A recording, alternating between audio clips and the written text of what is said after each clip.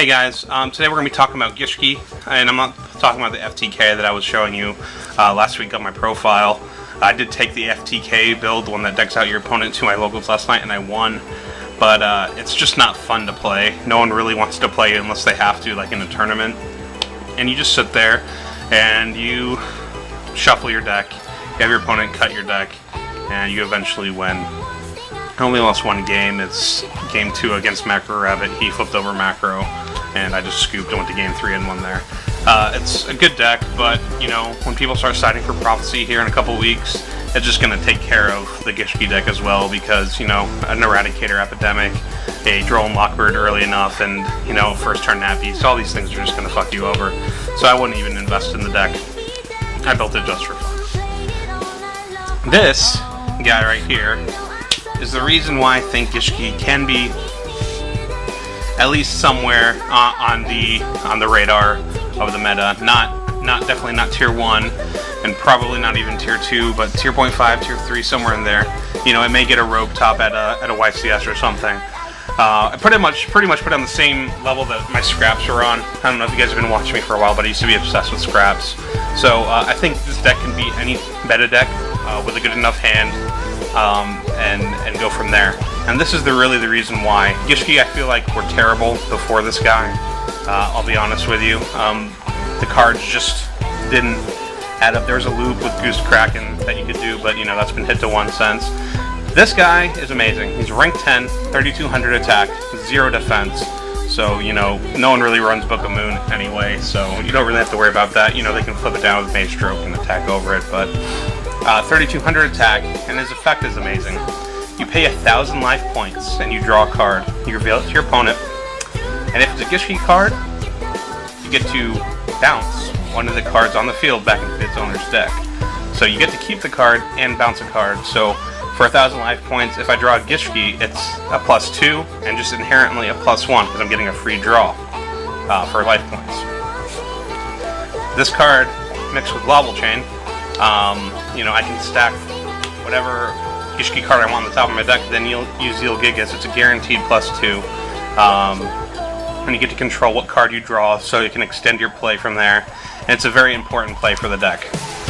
So, the Zealgigas OTK that a lot of people talk about, pretty much you get 2 Zealgigas on the field, you bounce away whatever stuff they have, you attack for 64, then main phase 2 you overlay for Gustaph Max, and you win with 2,000, I think 8,400 total points of damage in 1 turn.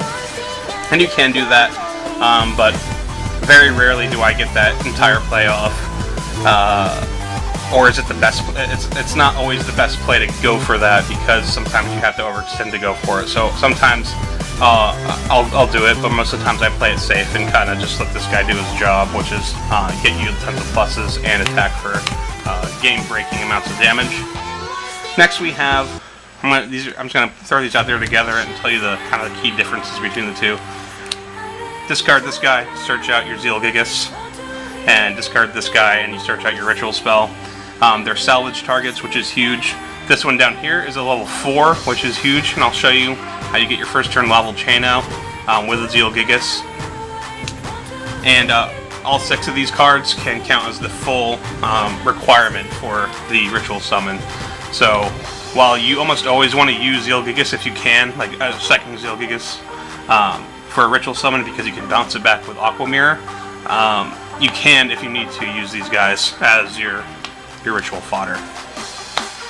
Gishki Abyss is just as important as those 6, but what he does is when he's summoned, and that includes special summoning, it's not just normal summon, he searches out any of these guys. So he gets the missing combo pieces, an opening hand where you have a mixture of these cards and maybe a salvage is going to end in a huge field for you, and a pretty impressive back row if you get a good Zealgigas spin. So great stuff with all those cards. So these are like the 9 searchers, and it makes the deck as consistent as you can imagine.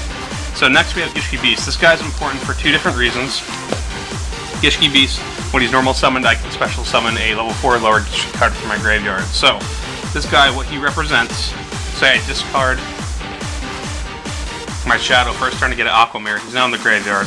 I can normal summon my Gishki Beast, get the Shadow out. I now have my first turn Lavaval Chain, so I can set up for my next turn if I need to. And you know, I can also do this at any point in the game. These two together equals Lavaval Chain, and it's a first turn Abyss Dweller, and not only a first turn Abyss Dweller, a 2200 Abyss Dweller because they're both water. So that's a really good opening play. Pitching your Shadow, normal summoning Beast, and then getting a rank 4. The other reason it's good, let me kind of get this out of the way, get myself back in order here, is you can normal summon this guy, special summon this guy, and this guy is going to search for any of your searchers. So he just has really good cohesion in the deck, and he's required at 3 if you ask me. Some people try to get away with 2, but I think all 12 of these cards are the only Gishkis that you need to play. There's you know, Gishki Chain, which I think is like it lets you draw cards, and if there's a ritual spell card or ritual monster you add it to your hand, then you put them back in your deck in any order. You don't need it. All the searching that you have right here is enough, and the 3 Zealgigas, in my opinion, is the best way to go for ritual monsters. I know there's Leviah something that just came out, and he's pretty good, but I feel like Zealgigas is the way to go. Then the unthemed support, we have 2 Trags. You can get massive hands in this deck through Salvage and just general plays.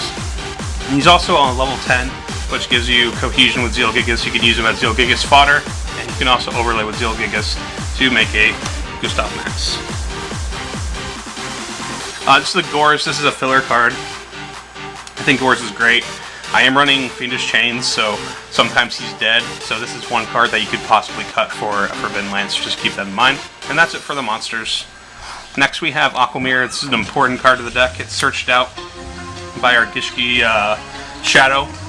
And what this card does is when it's in the graveyard, I can add it back to the top of, or add it back to my deck and shuffle, and add a ritual monster from my graveyard to my hand. So it allows me to really extend plays, keep a consistent ritual monster in my hand, so I can use it for another Aquamirror play or do anything like that. So you can just recycle the same monster, and it just, I mean, you never run out of Aquamirrors. You can pretty much ritual summon the whole game and never run out. So 3. Salvage represents a lot for this deck. At first glance, it's just like, oh, why would you run 3 Salvage? That seems like a lot. Let me show you all the cards that are Salvage targets in this deck. That's right. All 12 of these cards are Salvage targets. All 3 of them are great to have in your hand at any point in the game.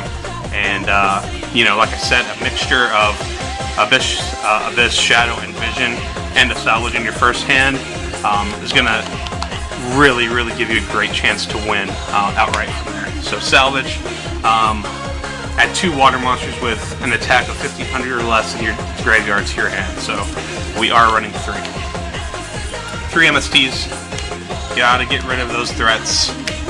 Macro will shit all over you. And we just need to be able to get rid of threats. Pot of Avarice, definitely one of the cards I'll be cutting. I shouldn't even be showing it to you. I feel like with Salvage and just putting stuff back in my deck with Aquamirror, I don't really need Avarice ever. Reborn, Heavy Storm, Dark Hole. Bottomless, Compulse, double Fiendish, double Mirror Force.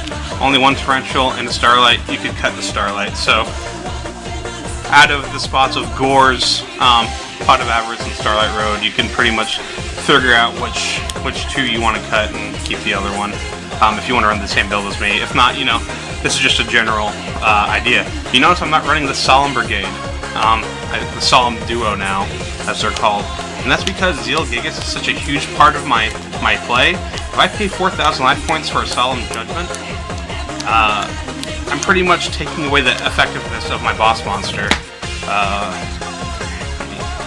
Pull out Zealgigas again. Remember, it's 1,000 points of damage every time I activate his effect. When I first was testing the deck, I did have Solemn Warning and Judgment in there, and I was noticing I almost never felt comfortable using Zealgigas' effect. If I Solemn and I lose, and I go down to like 2,800 HP or something wherever I'm at, I'm now staring at, you know, a huge deficit. Do I want to pay the 1,000 and go down to 1,800 and put me in like kill range, like major kill range? I don't know, but it's been testing great without the Solemns. I know a lot of people are going away from the Solemns right now, and it's, you know, very controversial. A lot of people are going away from Dark Hole too, which I noticed. So that's the main deck. Again, I really trimmed the fat with the deck. I feel like the Gishkis that I'm running are the best ones and the ones that everyone should be running. But if you want to play Aerial or a Chain or mix them in there, just be advised that it's probably a lot better on paper than it is actually in practice. I'll go over the main. I'm actually just going to go over a few cards of the extra deck. You do need, and I think you really only need one Gustaph Max. Whenever you make him, you're pretty much going for game anyway, and it's at a point where if they had an answer for anything, they would have already dropped it. So Gustaph Max, I think you only need one. Lavaval Chain, you definitely need at least one. You could probably get away with two. I only have one currently. The set just came out and they're still kind of pricey. I pulled that one, lucky me. Then you just need, you know, your staple rank 4s, Blackship of Corn, Maestro, Abyss Dweller, obviously, Cowboy, and then I would play at least one copy of Gachi Gachi because you can make it, and if you play the Starlight Road, obviously play the Stardust. But I really think the most needed cards are Gustaph Max and the Lavaval Chain, and that's where the deck kind of goes away from being super budget because the extra deck needs are kind of hefty. You could get away with not running the Lavaval Chain, but the Zealgigas Lavaval Chain kind of 1-2 punch is actually really powerful. It gets you a guaranteed +2. You can't argue with how good that is. But you definitely want the Gustaph Max because you can pretty much win the game from almost any point with it. Don't have a side deck built for this yet. I do want to point out a couple cards that I think could be good for the deck. Get them out of here. Sorry, I wasn't ready to talk about these. Snowman Eater. You can salvage it. It's really good against Ophion, heroes, anything like that you would normally side against, but it's a salvage target, so you can bring him back with salvage. Same thing can be said of Penguin Soldier if you want to run him. Again, it's another decent card against Ophion, because Ophion does pretty much shut the deck down. If you get out your Zealgigas before they get out their Ophion, they have a huge problem getting rid of it. But, you know, if they get that first turn Ophion out, it can be rough. And that's pretty much the deck, guys. If you have any questions, feel free to post a question or a comment below. And hope you like the new kind of layout of the channel. Let me know any feedback you have on that as well. Thanks.